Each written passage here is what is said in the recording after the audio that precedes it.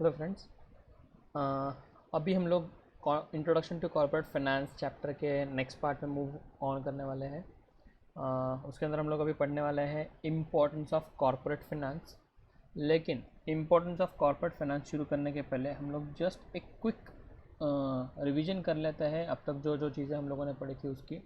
ठीक है, हम लोगों ने मेनली क्या पढ़ा था लास्ट लेक्चर में, तो हम लोगों ने शुरुआत ही की थी बस चैप्टर की। ठीक है, इस शुरुआत में हम लोगों ने देखा था कॉरपोरेट और फाइनेंस, ये दोनों वर्ड का मीनिंग क्या है। कॉरपोरेट मतलब कोई भी इनकॉर्पोरेटेड एसोसिएशन, यानी कि जो एंटिटी जो एक कोई भी लॉ के अंदर रजिस्टर्ड है, फॉर एग्जांपल कंपनीज एक्ट में या फिर स्टेट के कोऑपरेटिव सोसाइटीज़ एक्ट में रजिस्टर्ड है और उसको आर्टिफिशियल पर्सन का स्टेटस मिला हुआ है, ऐसे एंटिटी को हम लोग बोलते हैं कॉरपोरेट। और उसका फिनेंस मैनेज करना, उसके पैसे मैनेज करना, इसको हम लोग बोलते हैं कॉरपोरेट फिनेंस।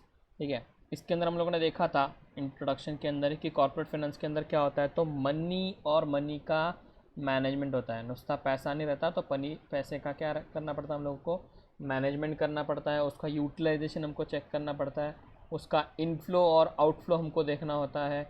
इनफ्लो किस तरह से हो रहा है और आउटफ्लो किस तरह से हो रहा है, कहाँ से हम लोगों को पैसा आ रहा है और हम लोग पैसा वो कहाँ पे इन्वेस्ट कर रहे हैं वो देखना पड़ता है। हम लोगों को फर्म का सक्सेस कहाँ पे कैसे मिलता है, हम लोगों ने उसके बारे में देखा था। अगर हम लोग हमारा पैसा एफिशिएंसी से यूज़ कर रहे हैं और एफिशिएंसी से इस तरह से यूज़ कर रहे हैं कि उससे हम लोग और फंड्स कमा पा रहे हैं और पैसा कमा पा रहे हैं और प्रॉफिट्स कमा पा रहे हैं, तो हमारा फर्म सक्सेसफुल रहेगा। उसके बाद में हम लोगों ने हेनरी फोर्ड की एक मनी के ऊपर एक कोट देखा था। उन्होंने कोट किया था कि मनी आपका क्या है, तो एक कोई आर्म या फिर लेग जैसा है, जिसको अगर आप यूज़ करोगे तो ही वो काम में रहेगा, नहीं तो वो काम में आएगा नहीं। ये हम लोगों ने देखा था। उसके बाद में हम लोगों ने देखा था या तो कॉर्पोरेट फाइनेंस का हम लोगों ने मीनिंग देखा था। हम लोगों ने एक्चुअल करिकुलम से यहाँ से शुरुआत की थी। उसके मीनिंग में हम लोगों ने देखा था दो चीज़ें मेन इंपॉर्टेंट चीज़, एक था रेजिंग ऑफ फंड्स और दूसरा था यूजिंग ऑफ फंड्स या फिर यूजिंग ऑफ फिनेंस। ठीक है, रेजिंग मतलब क्या, तो पैसा खड़ा करना, पैसा किस चीज़ के लिए खड़ा करना, बिजनेस करने के लिए खड़ा करना। और उसका यूज़ करना किस चीज़ के लिए, पर्सनल पर्पज़ के लिए क्या, तो नहीं, हम लोगों को उसका किस चीज़ के लिए करना था, तो बिज़नेस के लिए यूज़ करना था। बिज़नेस के अंदर हम लोग इन्वेस्टमेंट्स और जो स्पेंडिंग करेंगे उसको हम लोग क्या बोलते थे, यूजिंग ऑफ फिनेंस बोलते थे। इसके अंदर हम लोगों ने देखा था कॉर्पोरेट फाइनेंस के अंदर बस ये दो ही चीज़ें रहती क्या, नहीं, तो इसके अंदर हम लोगों को खास ध्यान देना पड़ता है कैपिटल स्ट्रक्चर का। और कैपिटल स्ट्रक्चर का हम लोगों ने कंसेप्ट समझा था कि वेरियस कैपिटल के जो सोर्सेस है उसका हम लोगों ने कॉम्बिनेशन किया एंड उससे हम लोगों ने जो बिज़नेस में लॉन्ग टर्म के लिए पैसा लगाया उसको हम लोग क्या बोलते हैं, हमारा कैपिटल स्ट्रक्चर। इसके अंदर डेट, इक्विटी, शेयर्स सब पूरे के पूरे रह सकते हैं, 100% वही चीज़ रह सकती है, या फिर कोई अलग अलग चीज़ों के कॉम्बिनेशन रह सकते हैं। 100% एक ही चीज़ पूरी रहेगी या फिर दो चार चीज़ें मिलकर भी हमारा कैपिटल स्ट्रक्चर रह सकता है, जिसको हम लोग बोलेंगे अगेन कैपिटल स्ट्रक्चर किस में आएगा, हमारा रेजिंग ऑफ फाइनेंस में। और यूजिंग ऑफ फाइनेंस के अंदर हम लोग क्या आएंगे, मेकिंग इन्वेस्टमेंट डिसीजंस, हम लोगों को कहाँ पे पैसा इन्वेस्ट करना और कहाँ पे नहीं करना है, ये हम लोगों ने देखा था। इसको डिटेल में हम लोगों ने नाम दे दिया था मेकिंग इन्वेस्टमेंट डिसीजंस को कैपिटल बजटिंग, जो कि हमारा लास्ट पॉइंट था लास्ट लेक्चर के अंदर। ठीक है, फिर आगे हम लोगों को हेनरी होगलन की एक डेफिनेशन देखने मिली थी, जिसके अंदर मिस्टर हेनरी बोल रहे हैं कि कॉर्पोरेट फाइनेंस क्या करता है, प्राइमरीली मतलब उसका मेन फंक्शन क्या है, तो acquisition and use of capital. मतलब ये क्या हो गया, उसका प्राइमरी फंक्शन क्या है, रेस करना और फाइनेंस का यूज़ करना। तो दोनों जगह पे एक ही मीनिंग है, एक जगह पे बस रेस का वर्ड क्या यूज़ किया हुआ है, एक्विजिशन, और यूज़ का तो यूज़ है। इसको यूटिलाइजेशन भी हम लोग अलग तरीके से बोल सकते हो। तो एक ही चीज़ है लेकिन टर्म अलग अलग तरीके से की गई थी। ठीक है, उसके बाद में हम लोगों ने देखा था कॉर्पोरेट फाइनेंस के अंदर और क्या क्या चीज़ें इंक्लूड होती है। तो इसके अंदर क्या चीज़ें इंक्लूड होती है, फाइनेंशियल प्लानिंग इंक्लूड होता है, study of capital market, money market. Capital market मतलब long term source of finance वाले, जहाँ से हम लोगों को कैपिटल मिलता है, वो पैसा मिलता है, वो हमारा कैपिटल मार्केट होता है। Short term source of finance हमारा क्या रहता है, कौन से मार्केट से आता है, तो मनी मार्केट से आता है। ठीक है, और शेयर मार्केट तो सबको पता ही है, सबका इंथुजियाज्म है उसके अंदर। It also covers capital formation and foreign capital. इसके अंदर हम लोग क्या क्या कवर करते हैं, कैपिटल कैसे फॉर्म होगा। मैंने आपको इसके लिए बोला था कि कैपिटल फॉर्मेशन के लिए आपको क्या करना पड़ता है, आपके प्रॉफिट्स रिटेन करके रखने पड़ते हैं। किस चीज़ के लिए रिटेन करके रखने पड़ते हैं, तो आपके प्रॉफिट्स आपको रिटेन करने होते हैं बिजनेस में आगे यूज़ करने के लिए। और दूसरी चीज़ फॉरेन कैपिटल, इसके लिए हम लोगों ने एग्जांपल देखा था मिस्टर मुकेश अंबानी के और फेसबुक के बीच में जो जियो के लेकर डील हुई है उसके लिए कि फ़ॉरेन का कैपिटल उन्होंने इन्वेस्ट कराया था। उसके बाद में फाइनेंस मैनेजर के हम लोगों ने कुछ फंक्शंस देखे थे, वो क्या इंश्योर करता है, उसका अल्टीमेट एम क्या होता है, वहाँ पे बैठकर उसकी कुर्सी पे बैठकर वो क्या काम करने वाला होता है। तो वो मेक श्योर करता है कि आपके पास एडिक्वेट फाइनेंस रहे, आपने राइट सोर्स ऑफ फंड्स लिए, और वो राइट सोर्स ऑफ फंड्स किस तरह से लिए हो कि उसका कॉस्ट ऑफ कैपिटल आपका मिनिमम हो, और अगर वो मिनिमम है तो आपका प्रॉफिट अच्छा रह पाएगा, नहीं तो आपका प्रॉफिट अच्छा रह पाएगा नहीं।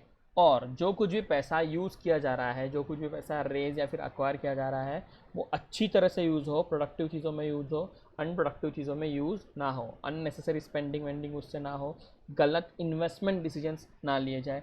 ये वो मेक श्योर करने का काम करेंगे फाइनेंस मैनेजर या फिर CFO। ठीक है, फिर और सबसे इम्पॉर्टेंट उसकी रिस्पॉन्सिबिलिटी क्या रहेंगी कि कंपनी के ओनर्स को मैक्सिमम रिटर्न्स मिल रहे हैं कि नहीं, ये mister finance manager make sure करने का काम करेंगे। ठीक है, उसके बाद में हम लोगों ने क्या किया था, तो ये डिसीजन फाइनेंस मैनेजर किस तरह के 2 डिसीजन लेंगे कॉर्पोरेट फाइनेंस के उनके फंक्शन के अंदर, उसके ऊपर हम लोग कहते हैं फाइनेंसिंग डिसीजन पूरी तरह से किस चीज़ के लिए है, तो रेजिंग ऑफ फाइनेंस के लिए या फिर एक्विजिशन ऑफ फाइनेंस के का फंक्शन है। आपको क्या रहेगा, कोई भी इंडस्ट्री को एक्सेस रहेगा किसका, तो कैपिटल मार्केट का और मनी मार्केट का। हम लोग मेजरली कैपिटल मार्केट पे यहाँ पे फोकस करेंगे, लॉन्ग टर्म सोर्स पे फोकस करेंगे। कैपिटल मार्केट को उनको एक्सेस रहेगा, उनको बहुत अलग अलग वैरायटी से फंड्स रेज करते आएंगे। कौन से वैरायटी से फंड्स रेज करते आएंगे, तो शेयर्स से करते आएंगे। शेयर्स के अंदर 2 टाइप रहेंगे, एक इक्विटी शेयर रहेगा, एक प्रेफरेंस शेयर रहेगा। फिर डेट से करते आएंगे, डेट के अंदर बहुत सारे टाइप्स रहेंगे, जिसके अंदर एक रहेगा आपका bank loan, debentures, deposit etcetera, बहुत अलग अलग तरह के आपको सोर्सेज से फंड्स रेज करते आएंगे। ये आपके कंपनी की फाइनेंस मैनेजर की और कॉर्पोरेट फाइनेंस डिपार्टमेंट की रिस्पॉन्सिबिलिटी रहेंगी कि वो या फिर उनका अथॉरिटी रहेगा कि वो डिसाइड कर पाएंगे कि कहाँ से हम लोगों को फंड्स रेज करने हैं। और फंड्स रेज करते वक्त वो चीज़ लोग क्या इंश्योर करेंगे कि हम लोगों को एडिक्वेट कैपिटल मिले, और वो कैपिटल इस तरह से मिले कि कंपनी को उसका क्या हो, मैक्सिमम बेनिफिट हो, कंपनी के जो शेयर होल्डर्स हैं उनको मैक्सिमम उसका रिटर्न मिले।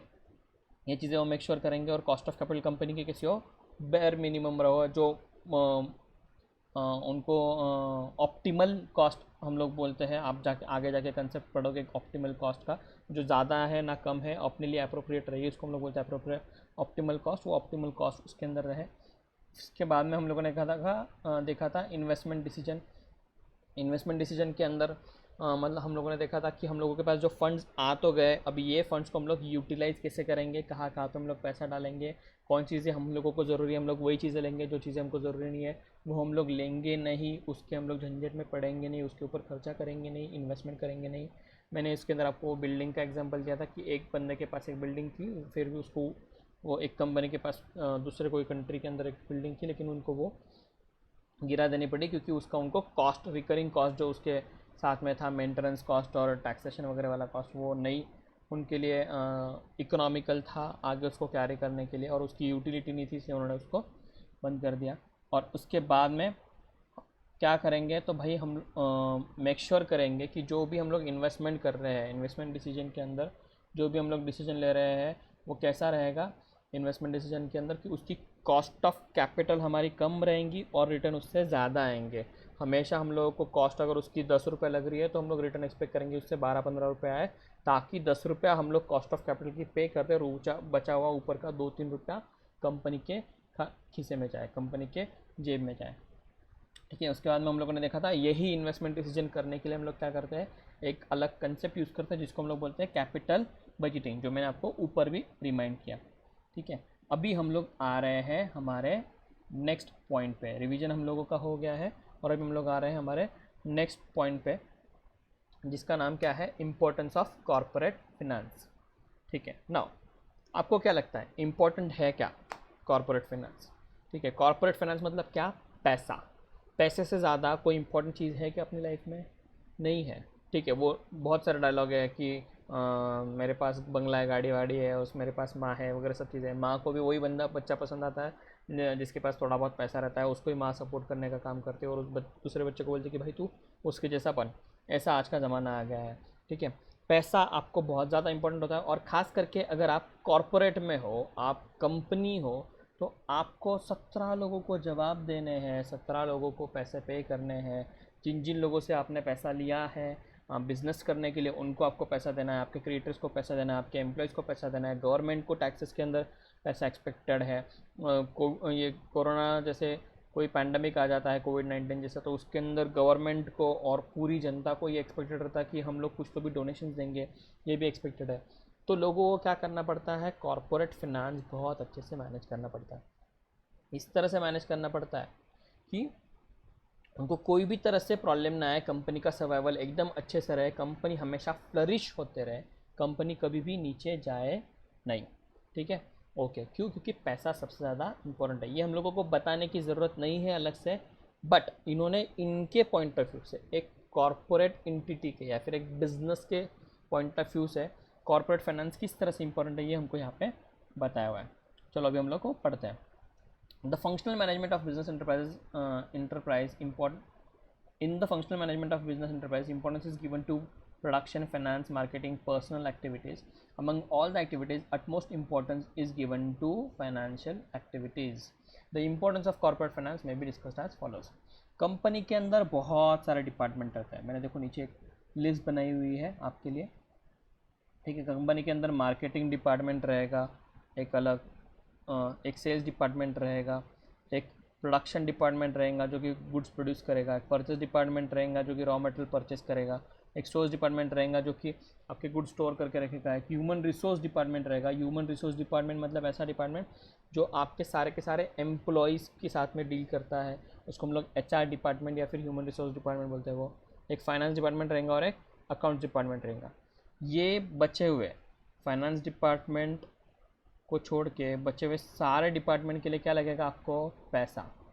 ठीक है, अगर पैसा है तो आप मार्केटिंग कर पाओगे, तो आप एडवर्टाइजमेंट कर पाओगे, पैसा है तो आप सेल कर पाओगे, आप सेल के ऊपर स्कीम दे पाओगे, आप आपके गुड्स भेज पाओगे, पैसा है तो आप मशीनरी खरीद पाओगे और एम्प्लॉयज़ को सैलरी दे पाओगे जिससे आप प्रोडक्शन कर पाओगे, पैसा है तो आप रॉ मटेरियल परचेस कर पाओगे, पैसा है तो आप गुड्स रखने के लिए, फिनिश गुड्स भी और आपका रॉ मटेरियल भी रखने के लिए आप आपका गोडाउन ले पाओगे और आपके आदमी लोगों को, जो आपके एम्प्लॉयज़ हैं, उनको आप सैलरी भी दे पाओगे, ह्यूमन रिसोर्स को सैलरी दे पाओगे, और अकाउंट्स भी, आपके अकाउंट्स टैक्सेशन वगैरह भी पैसा है तो ही मैनेज कर पाओगे।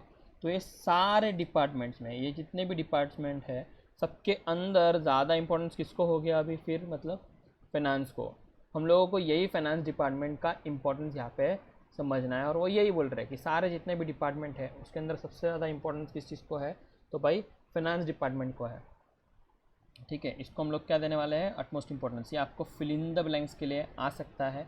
पिछले कुछ सालों में भी पोर्शन यही तरीके का था, उसके अंदर इस तरह से ही एक टर्म था, finance is life blood of any business organisation. मतलब बिजनेस ऑर्गेनाइजेशन के लिए क्या होता है, तो फाइनेंस लाइफ ब्लड होता है। बिना ब्लड के इंसान नहीं रह सकता, वैसे बिना पैसे के कोई बिजनेस नहीं चल सकता। इस तरह से आपको हम एकदम hot favourite fill in the blanks था, वो हमेशा आता था एग्जाम्स में आपके।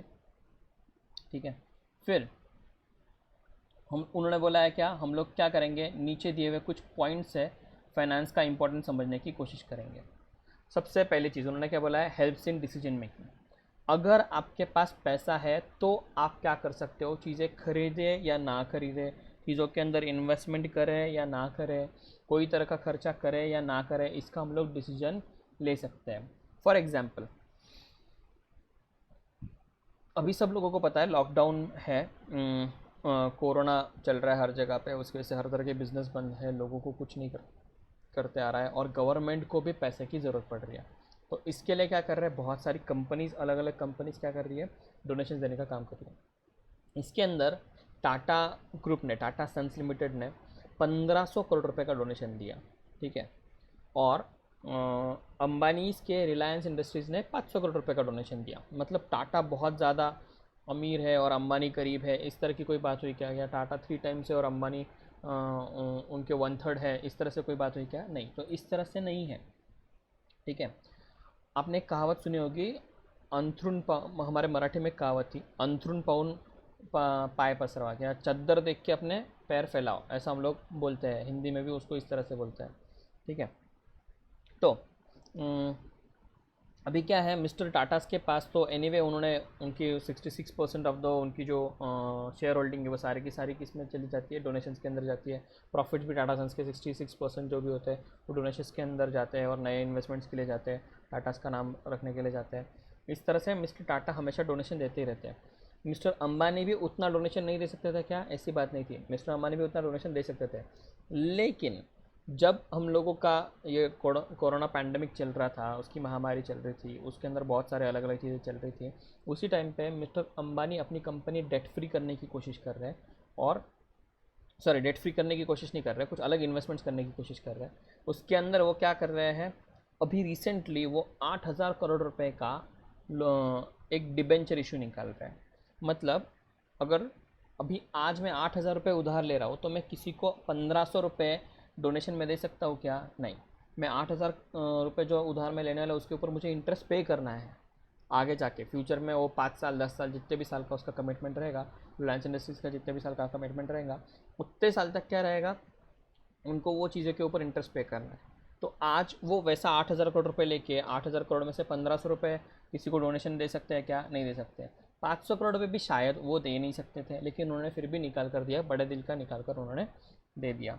ठीक है, साथ में उन्होंने क्या किया, अभी रिसेंटली ही और पैसा जुटाने के लिए उन्होंने क्या कर दिया, अपना 9.99% स्टेक जो जियो इन्फोकॉम के अंदर था, जियो कम्युनिकेशन के अंदर था, उनको इसको सेल कर दिया, मार्क जुकरबर्ग को सेल कर दिया। तो वो भी क्यों किया उन्होंने, तो उनको कुछ फंड्स की ज़रूरत होगी ऑफकोर्स, कुछ नए प्लांट वांट या फिर कोई भी उनका इन्वेस्टमेंट डिसीजन या फिर कैपिटल बजटिंग से लिया हुआ डिसीजन रहेगा, उसके लिए रहेगी। तो उन्होंने क्या किया, कैपिटल फॉर्मेशन जो हम लोगों ने ऊपर पढ़ा था, लास्ट लेक्चर में पढ़ा था, वो कैपिटल फॉर्मेशन करने की कोशिश की और उसके हिसाब से उन्होंने पैसा लाया और उसके हिसाब से उन्होंने डोनेशन कितना करना ये डिसीजन लिया। ठीक है, ये डोनेशन क्या था, उन्होंने अपनी खुद की कैश पोजीशन देखी और उसके बाद में उन्होंने डिसीजन लिया कि मैं 500 करोड़ रुपए अभी डोनेट कर पाऊँगा। मिस्टर टाटा के सामने शायद इस तरह से कोई प्रोजेक्ट नहीं होगा, तो उन्होंने क्या किया रहेगा, 1,500 करोड़ रुपए डोनेट कर दिए रहेंगे। बहुत सारे इंडस्ट्रियलिस्ट ने मिस्टर अंबानी से ज़्यादा भी डोनेशंस किए, किसी ने कम भी किया है, कुछ भी किया है। हर किसी ने अपने हिसाब से डिसीजन लिए है। हर किसी ने अपनी जेब चेक की है, उसके अंदर कितना पैसा है वो चेक किया है और उसके हिसाब से डिसीजन लिया है। वैसा ही finance department, corporate finance department आपको हेल्प करता है कि इस चीज़ के लिए आपकी जेब चेक करके उसके हिसाब से आपको फाइनेंशियल डिसीजन लेने के लिए। मेरे पास पैसा आ गया, मेरे पास है 1,000 रुपया और मैं 10,000 की चीज़ें अगर ख़रीदने की बात करूँ तो उसमें कोई सेंस बनता नहीं है। आगे जाकर हम लोगों को कितने फंड आने वाले हैं, हम लोगों की और कुछ कमिटमेंट्स है क्या, हम लोगों को किसी को और पैसे पे करने हैं क्या, ये सब चीज़ों का हिसाब किताब लगाता है फाइनेंस डिपार्टमेंट और उसके हिसाब से डिसीजन लेता है कि हम लोगों को कोई इन्वेस्टमेंट करनी है नहीं करनी है, क्या करना है। आज पैसे की ज़रूरत है, आज पैसा रेज करना है, तो हम लोग क्या करते हैं, मार्क जुकरबर्ग को जाके 9.99% स्टेक सेल कर देते हैं। 8,000 करोड़ रुपए का डिबेंचर्स से हम लोग शेयर्स ले लेते हैं, डिबेंचर्स से हम लोग फंड रेज कर लेते हैं। हम लोग शेयर्स के पीछे नहीं जाते हैं। ये डिसीजन मेकिंग का काम कौन कर रहा है, कॉरपोरेट फाइनेंस डिपार्टमेंट कर रहा है। अकेला ओनर नहीं कर रहा है, अकेले मुकेश अंबानी नहीं कर रहे हैं, उनकी पूरे सारे शेयर होल्डर्स का ऑफकोर्स उसके अंदर डिसीजन तो लगता ही है, लेकिन बोर्ड वोर्ड मिलकर कर रहे हैं। और उसके अंदर मेन रोल कौन प्ले कर रहा है, तो मैं उनके जो मिस्टर CFO रहेंगे वो या फिर फाइनेंस मैनेजर रहेंगे वो लोग कर रहे हैं। ठीक है, ओके।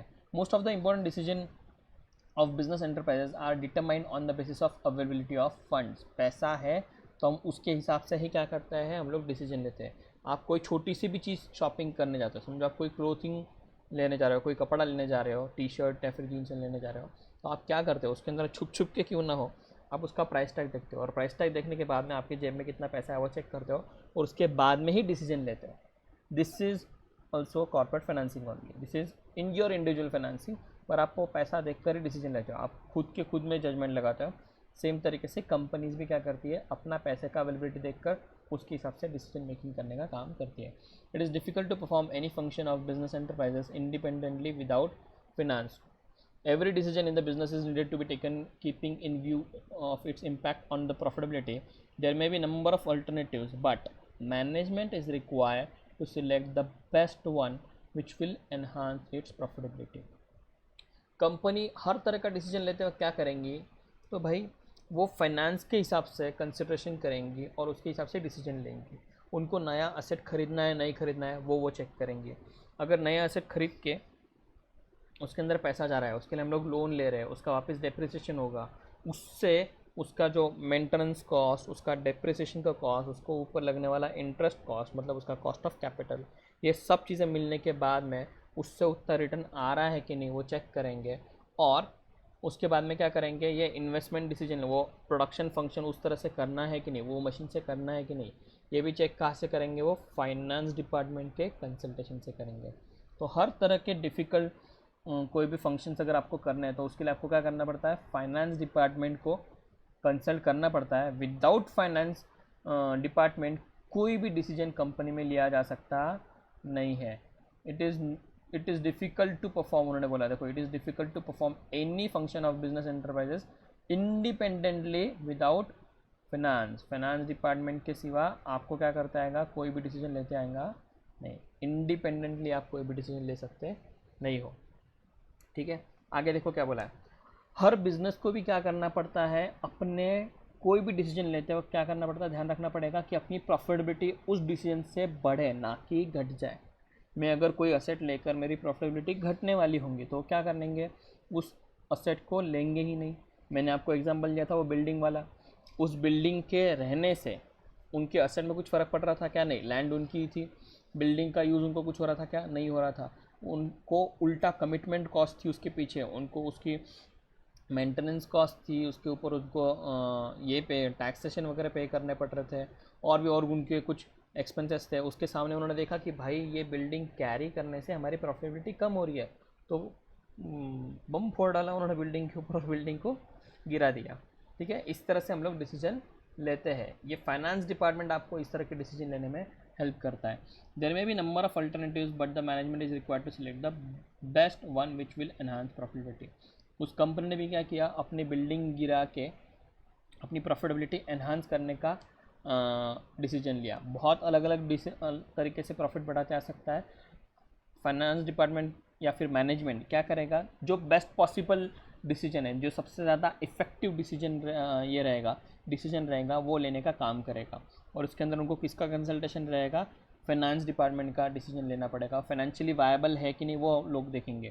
ठीक है, अगर बिल्डिंग गिराने का खर्चा बिल्डिंग के मेंटेनेंस कॉस्ट और उससे ज़्यादा रहेगा तो कोई भी वो डिसीजन लेगा नहीं, क्योंकि वो फाइनेंशियली वायबल डिसीजन नहीं रहेगा। उसका जो बेनिफिट है वो उसके कॉस्ट को एक्सीड नहीं कर रहा है।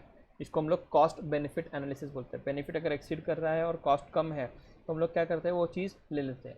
लेकिन कॉस्ट ज़्यादा है और बेनिफिट कम है तो हम लोग लॉस में जाएंगे, इसलिए हम लोग वो डिसीजन लेते हैं नहीं है। हम लोग हमारे प्रॉफिटेबिलिटी और फाइनेंशियल वायबिलिटी हमेशा देखते हैं। देखो आगे क्या बोला है, business organisation can give green signal to the project only when it is financially viable. नया कोई भी प्रोडक्ट आ रहा है, आपको लग रहा है इसका बहुत डिमांड रहेगा, ये रहेगा, बहुत चलेगा, लेकिन बहुत सारी ऐसी कंपनीज है जिनका प्रोडक्ट बहुत ज़्यादा चलते रहता है पर फिर भी उनको वो बंद करना पड़ता है क्योंकि वो फाइनेंशियली वायबल नहीं होता। किंगफिशर एयरलाइन बहुत अच्छे से चल रही थी। रिलायंस कम्युनिकेशन मिस्टर अनिल अंबानी की कंपनी जब आई थी तो हाहाकार कर दिया था। ठीक है, लेकिन एक सर्टन पीरियड के बाद में उनको वो कंपनी बंद करनी पड़ी। क्यों? क्योंकि वो फाइनेंशियली वायबल नहीं थी। आइडिया वोडाफोन को मर्ज होना पड़ा। क्यों? क्योंकि वो फाइनेंशियली वायबल नहीं थे, इनफैक्ट अभी भी नहीं है। ठीक है, वैसा ही टाटा डोकोमो को भी बंद होना पड़ा। क्यों? क्योंकि उनके लिए फाइनेंशियली वायबिलिटी नहीं थी। जब जियो आया तो उसने सबका कचरा कर दिया था, और उसके पहले भी बहुत सारे लोगों का कचरा हो गया था। एयरसेल, वेयरसेल, Uninor, an number of examples है जो कि बहुत अच्छा बिजनेस रहते हुए भी, बहुत नंबर ऑफ सब्सक्राइबर्स उनके पास रहते हुए भी उनको उनका बिजनेस बंद करना पड़ा क्योंकि बस वो क्या था, फाइनेंशियली वायबल डिसीजन नहीं था, वो जनरेट नहीं कर रहे थे नए फंड्स। इसकी वजह से thus the corporate finance plays significant role in decision making. कोई भी तरह के डिसीजन मेकिंग में क्या करेगा, कॉर्पोरेट फाइनेंस इंपॉर्टेंट डिसीजन लेगा। इसको आप आगे जाकर एक क्लोजिंग और शटडाउन पॉइंट नाम से एक कंसेप्ट पढ़ोगे, उसके अंदर आपको ध्यान में आएगा कि इस तरह के डिसीजन किस तरह से लेते हैं। वो कॉस्टिंग में और फाइनेंस में दोनों तरीके में आप वो चीज़ पढ़ोगे। एक इंडिफरेंस पॉइंट का कंसेप्ट भी पढ़ोगे। ये सब चीज़ें उसके अंदर आपको रहने वाली है। ठीक है, आगे helps in raising capital for a project. ये चीज़ तो हमको पता है सर, ये कब से पिछले 2 लेक्चर से रेजिंग वही चल रहा है सर। ठीक है, क्या हो रहा है, हम लोग कॉर्पोरेट फाइनेंस के अंदर क्या करते हैं, पैसा रेज करने का ही काम कर रहे हैं। फंड्स रेज करने का ही हमको यहाँ पे काम करना है। ठीक है, ये उसका प्राइमरी फंक्शन है। तो कोई भी अगर हम लोगों को नया प्रोजेक्ट लेना है, नया कंपनी खरीदना है, नया फैक्ट्री सेटअप करना है, नया समझो गवर्नमेंट के लिए कोई नया ब्रिज बनाना है, या फिर नया कोई पुतला बनाना है, कुछ भी करना है, तो उनको क्या करना पड़ता है, फाइनेंस डिपार्टमेंट से पहले परमिशन लेनी पड़ती है, उनसे पहले उसकी वायबिलिटी चेक करनी पड़ती है, एंड उसके बाद में ही वो उस तरह के नए कैपिटल प्रोजेक्ट ले सकते हैं, उसके सिवा वो नहीं कर सकते। नया प्रोडक्ट ला के मार्केट में भी बेचना है तो उसके लिए अगर नए कोई एसेट लगने वाले होंगे, नई कोई मशीनरीज लगने वाले होंगे, उसके लिए भी क्या करना पड़ेगा, उनको फाइनेंस डिपार्टमेंट से कंसल्टेशन लेना पड़ेगा, उसके बाद में वो चीज़ हो सकती है। देखो क्या बोला हुआ है, wherever a business firm wants to start a new venture, it needs to raise capital. Business firm can raise funds by issuing shares, debentures, bonds, even by taking loans from banks. हम लोग अलग अलग तरीके के project के लिए अलग अलग तरीके से फंड रेज कर सकते हैं। हमारे पास बहुत सोर्सेस ऑफ फंड्स अवेलेबल है, जिससे हम लोग क्या कर सकते हैं, हम लोगों को बहुत अलग अलग कैपिटल मार्केट का, मनी मार्केट का, हर चीज़ का एक्सेस अवेलेबल है। जो हमारे लिए वायबल रहेगा, जो हमारे लिए हमारी कॉस्ट ऑफ कैपिटल मिनिमम रख पाएगा, ऐसे ही जगह से हम लोग क्या करने वाले, हमारा कैपिटल रेज करने वाले हैं। ठीक है, जहाँ से हम लोगों को कॉस्ट ऑफ कैपिटल ज़्यादा रहेंगी, कैपिटल यूज़ करने की कॉस्ट ज़्यादा रहेंगी, वो हम लोग यूज़ करेंगे क्या, नहीं, जहाँ पे कम रहेंगी वो हम लोग यूज़ करेंगे। ठीक है, तो इसके अंदर ये किसका काम है, सोनली एंड सोनली फाइनेंस डिपार्टमेंट का। फाइनेंस डिपार्टमेंट के मेनली दो ही तो काम है, एक तो आपका ये रेजिंग वाला पॉइंट, और दूसरा यूज़ वाला, जो कि हम लोग अगले कुछ पॉइंट में पढ़ने वाले हैं। तो रेजिंग वाला पॉइंट यहाँ पे ख़त्म हो गया। ठीक है, कौन से सोर्स से आपको फंड्स रेज करना है यहाँ पे बताया जाएगा आपको। ठीक है, उसके आगे हम लोग क्या करेंगे भाई, फाइनेंस डिपार्टमेंट आपको क्या करेगा, हेल्प करेगा किसमें, रिसर्च एंड डेवलपमेंट में। ठीक है, चलो हम लोग पहले पढ़ लेते हैं, उसके बाद में मैं आपको एग्जांपल देता हूँ। Research and development must be undertaken for growth and expansion of business. Detailed technical work is essential for the execution of project. Research and development is a lengthy process. Therefore, funds have to be made available throughout the research work. This requires continuous financial support. अभी फिलहाल corona pandemic चल रहा है, कोविड-19 का pandemic चल रहा है। इस पैंडमिक के अंदर क्या ज़रूरी है, फार्मास्यूटिकल कंपनीज़ ने उसके मेडिसिन ढूंढ के लाने की, क्योंकि फार्मास्यूटिकल कंपनीज़ के लिए, सबके लिए क्या है, ये बिजनेस अपॉर्चुनिटी है। हम बाकी सब लोगों के लिए क्या रहेगा, ये एक तरह की परेशानी है, लेकिन फार्मास्यूटिकल कंपनीज़ के लिए और बहुत अलग अलग तरीके के लोग हैं, उनके लिए क्या बन गई है, ये वाली सिचुएशन अपॉर्चुनिटी बन गई है।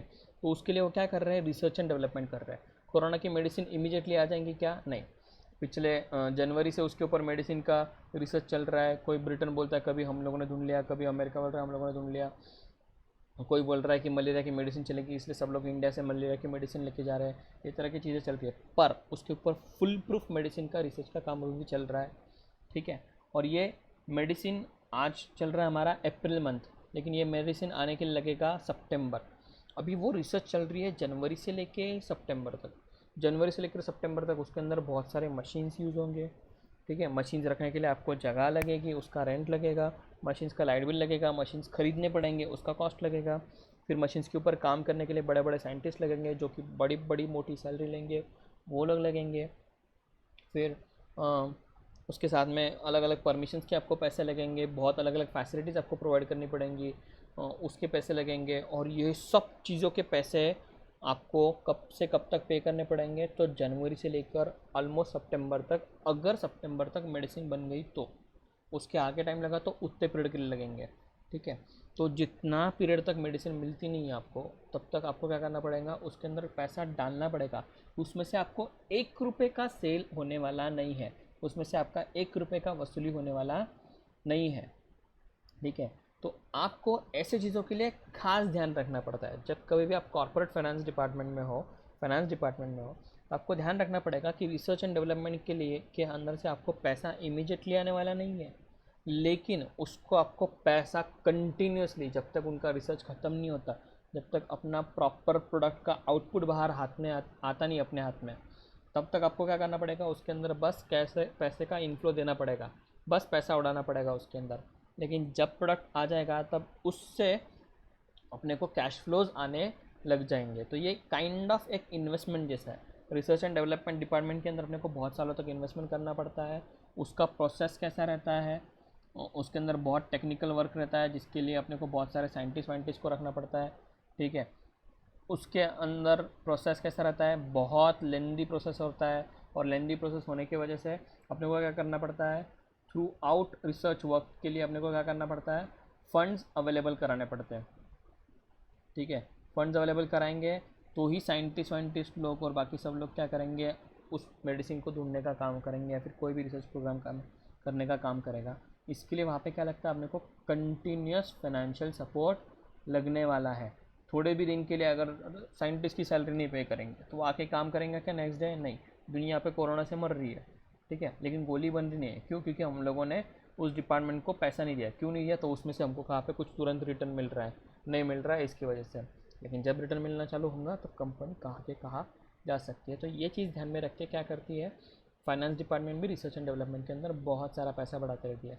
ये बस मेडिसिन के अंदर एप्लीकेबल है ऐसा ज़रूरी नहीं है, ठीक है। इवन दो कोरोना का इतना बड़ा पैंडमिक चल रहा है, लेकिन फिर भी वन प्लस ने अभी वन प्लस 8 फ़ोन लॉन्च कर दिया और अगले 6-7 महीने में वो वन प्लस का नया और वेरिएंट लॉन्च करेंगे। पिछले 6 महीने पहले भी जब कोरोना का सब पहला पेशेंट आया था तब उन्होंने वन प्लस 7 लाया था, उस टाइम पे 7 प्लस लाया था, 7T लाया था, इस तरह से किया था। तो मोबाइल के अंदर भी हर बार हर 6 महीने 8 महीने में साल भर में नया नया वेरिएंट आता रहता है। और नए नए वेरिएंट लाने के लिए उनको क्या करना पड़ता है, रिसर्च एंड डेवलपमेंट करना पड़ता है। रिसर्च एंड डेवलपमेंट करेंगे तो ही क्या कर पाएंगे, नया प्रोडक्ट ला पाएंगे। नया प्रोडक्ट लाएंगे तो नए प्रोडक्ट से नया सेल कर पाएंगे, नहीं तो लोग सालों साल वही फ़ोन यूज़ करेंगे अगर उसके अंदर चेंजेस नहीं है तो, ठीक है। आपको हर बार हर नए फ़ोन के अंदर नया फीचर मिलता है, इसलिए तो आप फ़ोन परचेस करते हो। तो जो भी टेक्नोलॉजिकल बेस्ड कंपनीज़ है या फिर एक मेडिसिन बेस्ड कंपनी है या फिर कोई भी इनोवेटिव प्रोडक्ट है, उसके लिए आपको क्या करना पड़ता है, रिसर्च एंड डेवलपमेंट करना पड़ता है। और ये रिसर्च एंड डेवलपमेंट करने के काम के लिए फाइनेंस डिपार्टमेंट को थ्रू आउट फाइनेंशियल सपोर्ट देना पड़ता है, ताकि वही जो रिसर्च एंड डेवलपमेंट डिपार्टमेंट से निकला हुआ प्रोडक्ट आपको क्या करेगा, अल्टीमेटली आपको सोने का अंडा देने वाली मुर्गी बनती है। पहले बहुत खाती है लेकिन बाद में सोने का अंडा आपको डिलीवर पक्का करती है। Many time company has to upgrade its old product or develop a new product to attract the consumers. For this, company has to conduct survey, market analysis, etc., which again requires financial support. जो ऊपर हम लोगों ने देखा ये क्या था, research था, नया प्रोडक्ट जो नया ये किया, क्या बोलते हैं, ऊपर हम लोगों ने जो चीज़ देखी ना वो हम लोग क्या करते थे, साइंटिफिक रिसर्च कर रहे थे और उसका डेवलपमेंट कर रहे थे, प्रोडक्ट का डेवलपमेंट कर रहे थे। और कभी कभी क्या होता है, हम लोगों को कुछ साइंटिफिक रिसर्च नहीं करनी पड़ती, कंज्यूमर की डिमांड उस चीज़ के लिए कैसी रहेंगी, क्या रहेगा, ये सब चीज़ देखनी पड़ती है। उसके लिए तरह तरह के सर्वेस करने पड़ते हैं और बहुत सारे अलग अलग मार्केट के एनालिसिस करने पड़ते हैं। उसके लिए हम लोगों को अलग लोगों को हायर करना पड़ता, और अगर उससे प्रोडक्ट लगता है, उस एनालिसिस से और उस सर्वे से रिजल्ट आता है कि ये प्रोडक्ट चलने जैसा है, तो ही कंपनी प्रोडक्ट लॉन्च करती है, तो कंपनी लॉन्च करने का काम करती नहीं है। एडवर्टीजमेंट का कॉस्ट, मैन्युफैक्चरिंग का कॉस्ट और ये सब चीज़ें इंकर करने के पहले वो क्या करते हैं, हमेशा आपके सर्वे और मार्केट एनालिसिस करते हैं। और ये सर्वे और मार्केट एनालिसिस करने के लिए भी प्रोडक्ट का आउटपुट आने से पहले, प्रोडक्ट के अंदर से सेल का 1 रुपये मिलने के पहले क्या लगता है आपको, उस सर्वे और मार्केट एनालिसिस करने के लिए फाइनेंशियल सपोर्ट देना पड़ता है, जो कि कौन करता है, फाइनेंस डिपार्टमेंट करता है, ठीक है। ओके, अगला पॉइंट है helps in smooth running of business firm, ठीक है। नाउ देखिए, अभी फ़िलहाल लॉकडाउन का सिचुएशन चल रहा है। इस लॉकडाउन की सिचुएशन के अंदर बहुत सारे लोगों के पास पैसा नहीं है, ठीक है। जो लोग सैलरी ले रहे हैं उनके पास भी जो उनका मंथली सैलरी का पैसा आता है और थोड़ी बहुत सेविंग रहेंगी, उतना पैसा रहेगा, ठीक है। कंपनीज के पास तो सेविंग एज सच अलग से कुछ होती नहीं है, जो कुछ भी रहता है पैसा सारा का सारा इन्वेस्टेड रहता है इनटू द बिजनेस। और थोड़ी बहुत इन्वेस्टमेंट जो कुछ भी रहेंगी वो ऐसे ही रेनी डे के लिए रहता है, जब कभी भी बहुत ज़्यादा ज़रूरत रहेंगी उस टाइम पे रहती है, ठीक है। तो कंपनी के फाइनेंस डिपार्टमेंट को हमेशा मेक श्योर करना पड़ता है कि कंपनी हमेशा स्मूथली रन करती रहे, और स्मूथली रन करते रहने के लिए उसको क्या करना पड़ता है, बाजू में थोड़ा सा इन्वेस्टमेंट करके रखना पड़ता है, ताकि ऐसे लॉकडाउन जैसे सिचुएशन में क्या होगा, वो पैसा हमको काम में आएगा। हम लोग क्या करते हैं, हम लोग अगर हमारे फैमिलीज़ में देखें तो गोल्ड में इन्वेस्टमेंट करके रखते हैं, जब कभी भी हमको हॉस्पिटल की या फिर कोई भी अलग अलग बड़े खर्चे की ज़रूरत पड़ेगी उस टाइम पे हम लोग क्या करते हैं, वही पैसा यूज़ करते हैं। सेम वे कंपनी भी अपना पैसा क्या करती है, कहीं ना कहीं पे इन्वेस्ट करती है और मेक श्योर करती है कि कंपनी के पास स्मूथ फ्लो हमेशा रहेगा।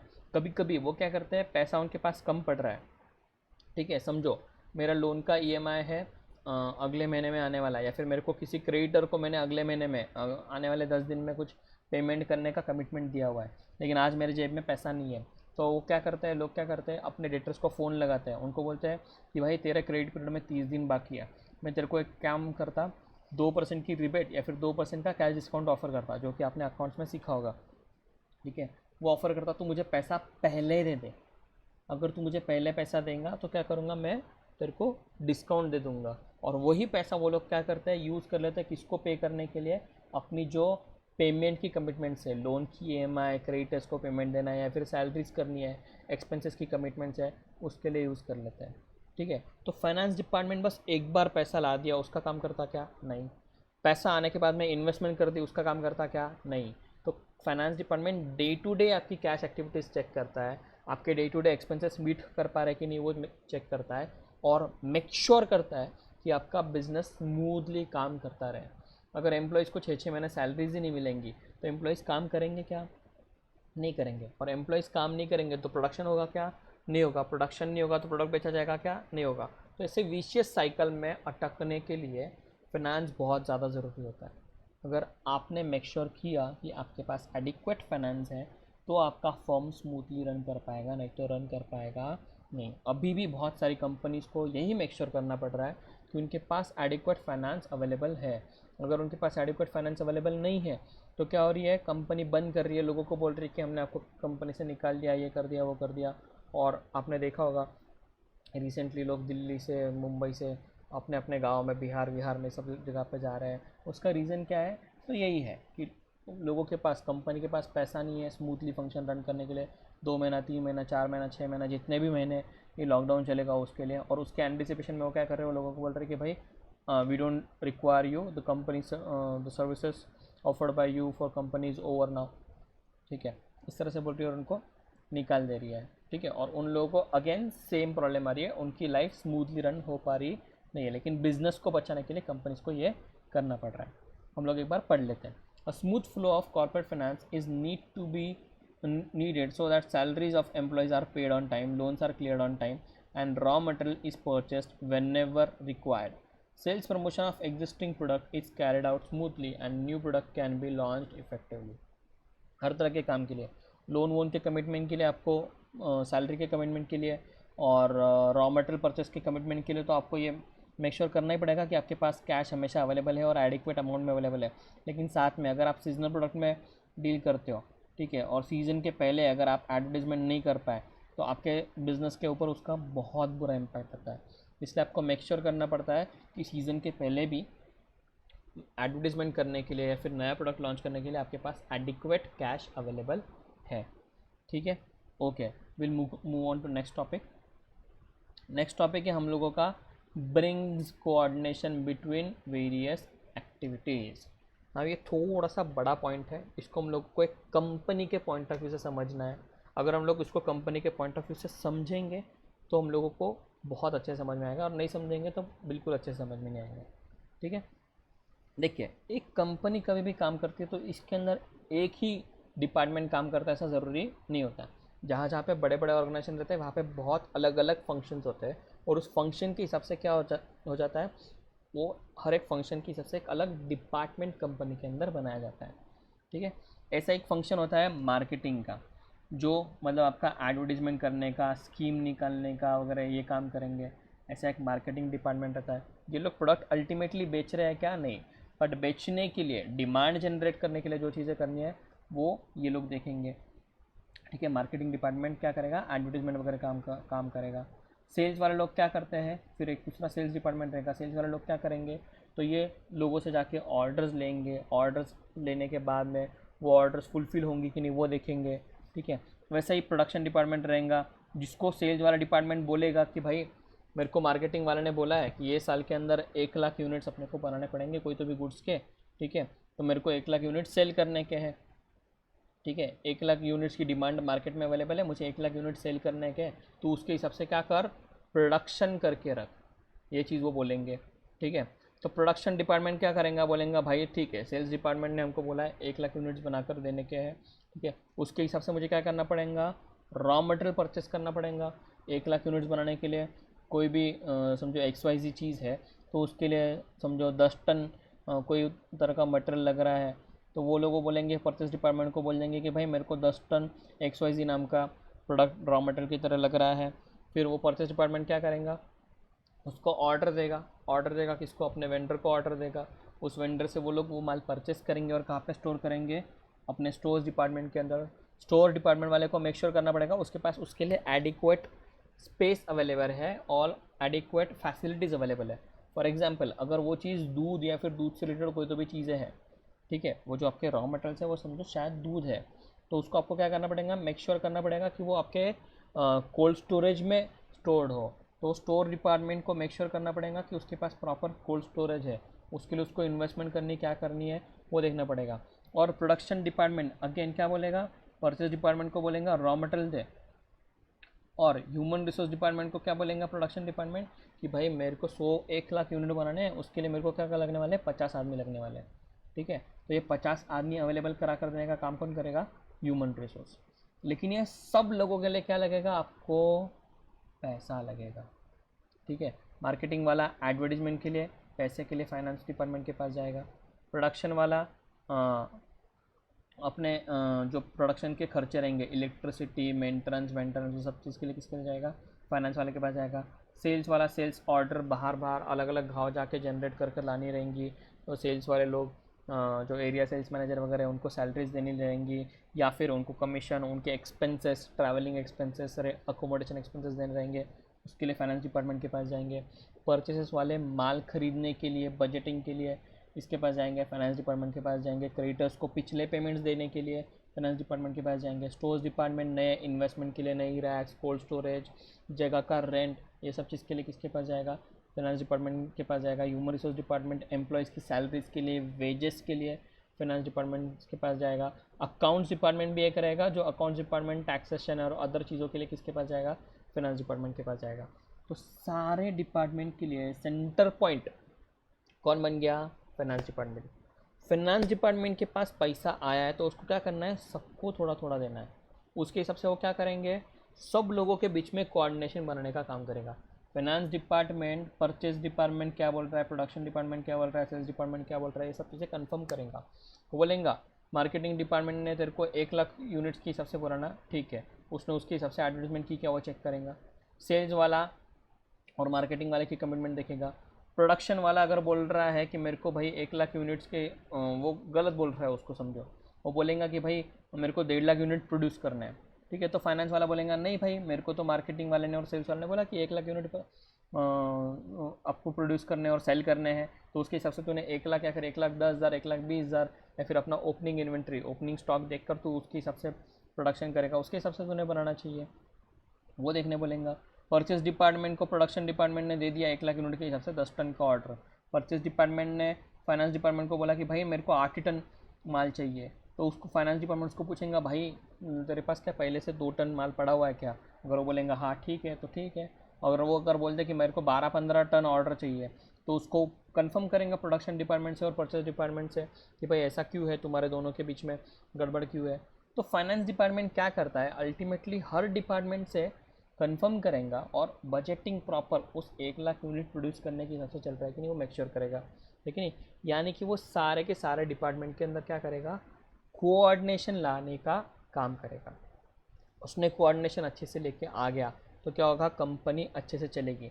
मैं तो मार्केट में डिमांड है 1 लाख यूनिट्स के लिए, प्रोडक्शन यूनिट ने बनाया, प्रोडक्शन डिपार्टमेंट भी 1 लाख यूनिट बनाने को रेडी है, परचेज डिपार्टमेंट ने माल मंगाया 10,000 यूनिट के लिए। क्या होगा, अल्टीमेटली नुकसान किसका होगा, पूरे कंपनी का। उसकी रिस्पॉन्सिबिलिटी किसकी रहेंगी, ये लोगों की रहेंगी क्या, ये लोगों की थोड़ी सी रहेंगी, मैक्सिमम रिस्पॉन्सिबिलिटी किसकी रहेंगी, फाइनेंस डिपार्टमेंट की। क्यों, क्योंकि ओनर्स सारे के सारे शेयर होल्डर्स किसको पूछने वाले, भाई हमारा रिटर्न किधर है, हमारा प्रॉफिट किधर है, फाइनेंस डिपार्टमेंट को, है कि नहीं। सीएफओ को पूछेंगे, सीईओ को पूछेंगे, ठीक है, ओके। तो इस तरह से सारे के सारे डिपार्टमेंट्स को कोऑर्डिनेट करने का काम कौन करेंगे भाई, फाइनेंस डिपार्टमेंट। चलो हम लोग पढ़ते हैं। brings coordination between various activities. Corporate finance plays significant role in control and coordination of all activities in the organization. ये marketing, sales, production, purchase, stores, human resource, finance, account से क्या है, सारी की सारी बिजनेस की क्या है, कोई ना कोई एक्टिविटीज़ है जिसके हिसाब से उनके डिपार्टमेंट बने हुए हैं। आगे देखो क्या बोला है, for example production will suffer if finance department does not provide adequate finance for the purchase of raw material and meeting other day-to-day financial requirement for smooth functioning of production unit। ठीक है, production वाले को पैसा ही नहीं दिया, produce करने के लिए, रॉ मटेरियल परचेस करने के लिए, कुछ भी करने के लिए, तो क्या होगा, अल्टीमेटली प्रोडक्शन डिपार्टमेंट सफ़र करेगा। प्रोडक्शन डिपार्टमेंट सफ़र करेगा तो सेल्स हो पाएंगे क्या? नहीं हो पाएंगे।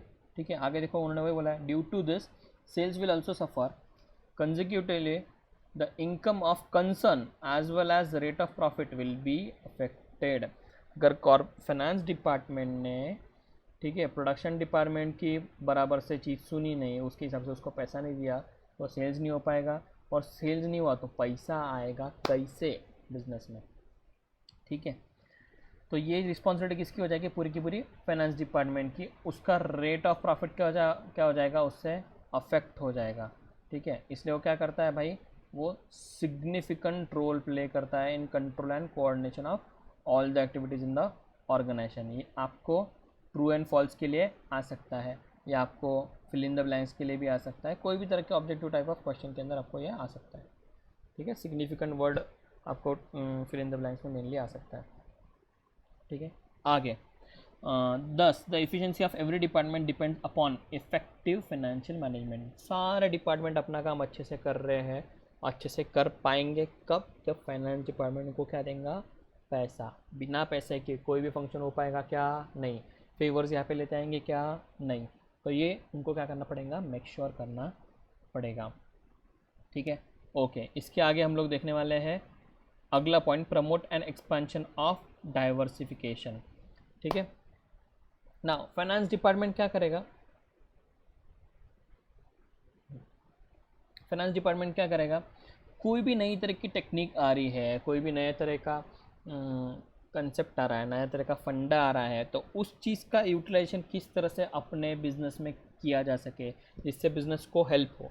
किस तरह से हेल्प हो? एक तो कॉस्ट कम करने में, या फिर बिज़नेस बढ़ाने में, प्रोडक्ट अच्छा इम्प्रूव करने में, या फिर बिज़नेस डाइवर्सिफिकेशन करने में हेल्प हो।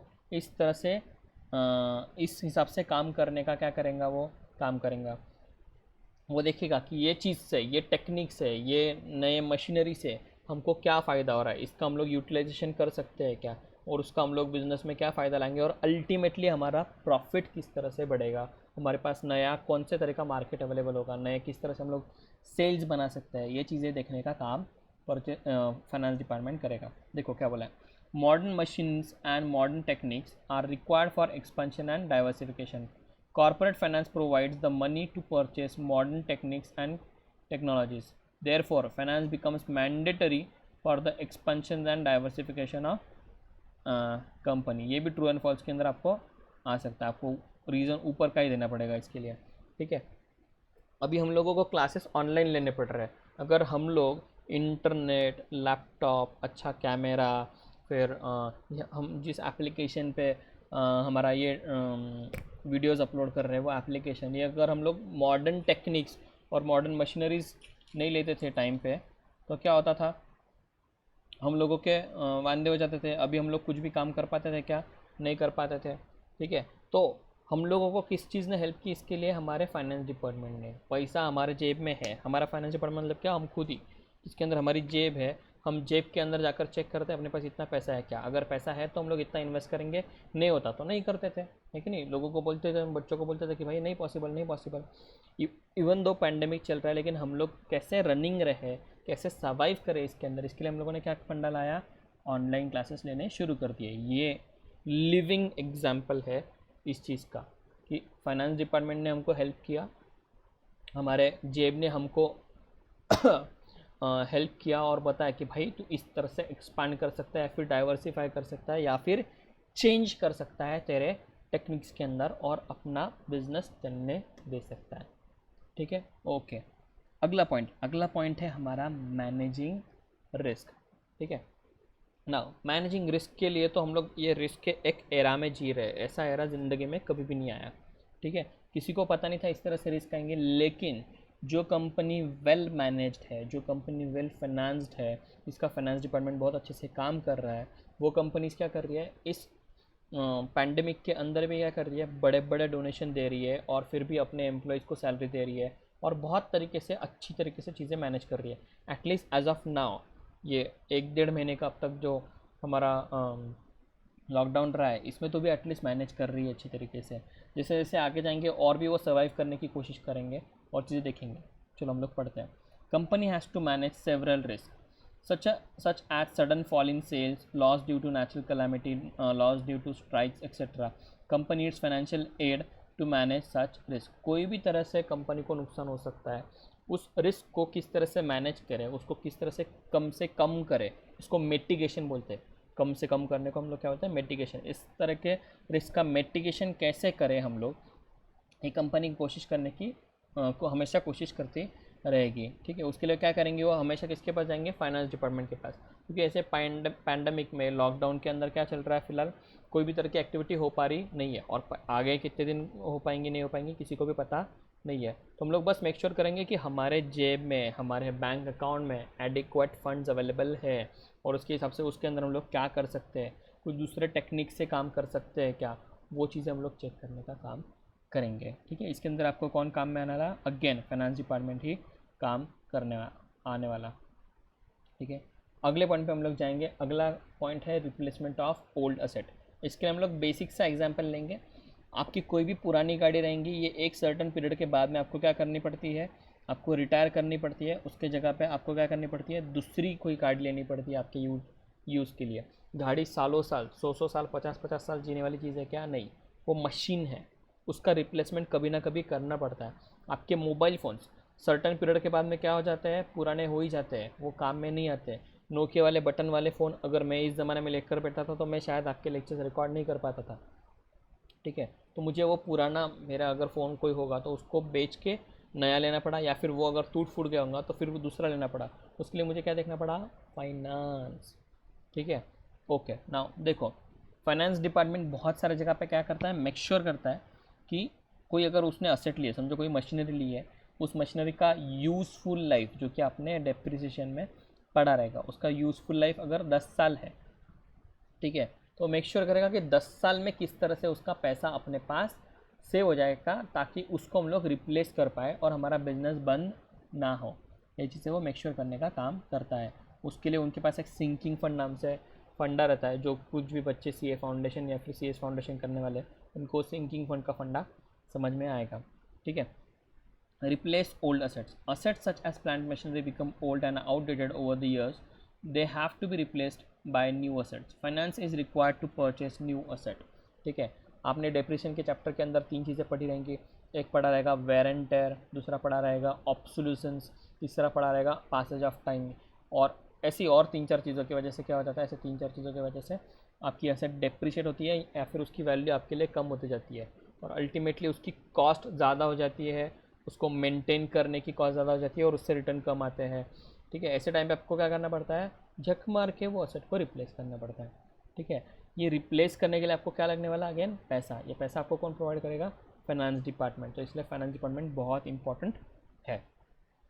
ठीक है, फिर अगला, payment of dividend and interest. भाई कंपनी के सोर्सेस ऑफ फंड्स जिस बंदे ने लाया है उसको ही मेक श्योर करना पड़ेगा ना कि उस सोर्सेस ऑफ फंड्स को, जिन लोगों से हम लोगों ने पैसा लाया हुआ है, उन लोगों को टाइम पे हम लोग कुछ ना कुछ अमाउंट जो हमने उनको कमिट किया वो दे देंगे। इंटरेस्ट का अमाउंट रहेगा तो कमिटेड अमाउंट रहेगा वो देंगे। अगर ओनर्स है तो उनको हम लोग टाइम पे जितना ड्यू डिविडेंड उनको देना चाहिए उतना हम लोग दे देंगे। बहुत ज़्यादा डिविडेंड देंगे ऐसा ज़रूरी नहीं है, वो तो डिपेंड करता है। ठीक है, लेकिन वो सब चीज़ें देने के लिए भी क्या लगेगा आपको, पैसा। ये मेक श्योर करने का काम करेगा। ये होल एंड सोल रिस्पॉन्सिबिलिटी किसकी है, फाइनेंस डिपार्टमेंट की। इसके ऊपर की बहुत सारी रिस्पॉन्सिबिलिटीज़ अलग अलग डिपार्टमेंट की थी। ठीक है, लेकिन ये वाली रिस्पॉन्सिबिलिटी किसकी है, अल्टीमेटली फाइनेंस डिपार्टमेंट की है, दूसरा कोई रिस्पॉन्सिबल नहीं है। अगला point, payment of taxes and fees. Company को क्या करना पड़ता है, गवर्नमेंट को अलग अलग तरीके के taxes, income tax, GST, ROC की फ़ीस, ऐसे बहुत अलग अलग तरीके की फ़ीस पे करनी पड़ती है। टैक्सेस पे करने पड़ते हैं, नए लाइसेंस के लिए नए पैसे पे करने पड़ते हैं, स्टैम्प ड्यूटी के पैसे पे करने पड़ते हैं, अलग अलग तरीके के पैसे पे करने पड़ते हैं। ठीक है, ये भी मेक श्योर कौन करेगा, ये सारे पैसे जा रहे हैं कि नहीं, ये mister finance department, finance manager make sure करने का काम करेंगे, और पूरा फाइनेंस डिपार्टमेंट ही पूरा सब कुछ मेक श्योर करने का काम करेगा। और रेगुलर पेमेंट जाना चाहिए, ये भी वो लोग मेक श्योर करेंगे। मेरा टैक्स ड्यू था लास्ट जुलाई में, मैं अभी पे कर रहा हूँ, तो मुझे उसके ऊपर क्या करना पड़ेगा, इंटरेस्ट पे करना पड़ेगा, मुझे उसके ऊपर पेनल्टी भी पे करनी पड़ेंगी। तो वो इंटरेस्ट और पेनल्टी ज़्यादा पे ना करनी पड़े, इसके हिसाब से क्या करना चाहिए, अपन ने टैक्स के पेमेंट टाइम टू टाइम कर देने चाहिए। ये चीज़ कौन देखेगा, फाइनेंस डिपार्टमेंट देखेगा। कभी कभी कॉस्ट ऑफ कैपिटल आपका अगर रेट ऑफ इंटरेस्ट जो आपको गवर्नमेंट लगा रही है उससे ज़्यादा है, समझो मैं मार्केट से मैंने पैसा लिया हुआ है 30% 40% से, और मुझे या फिर मुझे 20% से मैंने लोन लिया हुआ है, 20% रेट ऑफ इंटरेस्ट से मैंने लोन लिया हुआ है, और मुझे गवर्नमेंट लगा रही है 18%। तो क्या करती है, बहुत सारी कंपनीज क्या करती है, गवर्नमेंट का पेमेंट लेट करती है, बोलती है 18% लगा तो चलेगा, यहाँ पे मेरा 20% बच जाएगा, यानी कि अल्टीमेटली उनका सेविंग कितना हो जाएगा, 20 माइनस 18, 2% का उनका सेविंग हो जाता है। तो फाइनेंस डिपार्टमेंट ये भी मेक श्योर करेगा कि कहाँ पे पेमेंट डिले किया जा सकता है गवर्नमेंट का, और कहाँ पे पेमेंट डिले किया जाता नहीं है, कहाँ पे हम लोग पेमेंट डिले करेंगे नहीं। वो एनीवे अपने रेपुटेशन पे भी इम्पैक्ट करता है, इसलिए भी कभी कभी लोग क्या करते हैं, कंपनी पहले टैक्सेस पे कर देती है। ठीक है, ओके। नाउ हम लोगों का ये वाला पॉइंट अच्छी तरीके से हो गया है, लेक्चर ऑलमोस्ट 1 आवर का आपका हो रहा है। ठीक है, इसके लिए हम लोग अभी यहाँ पे ही रुकेंगे। अगला जो टॉपिक है कैपिटल रिक्वायरमेंट्स, इसके अंदर हम लोगों को 2 चीज़ें पढ़नी है, एक फिक्स कैपिटल और एक वर्किंग कैपिटल। वो क्या है कैसा है हम लोग देखेंगे अगले लेक्चर में। तब तक के लिए बाय बाय।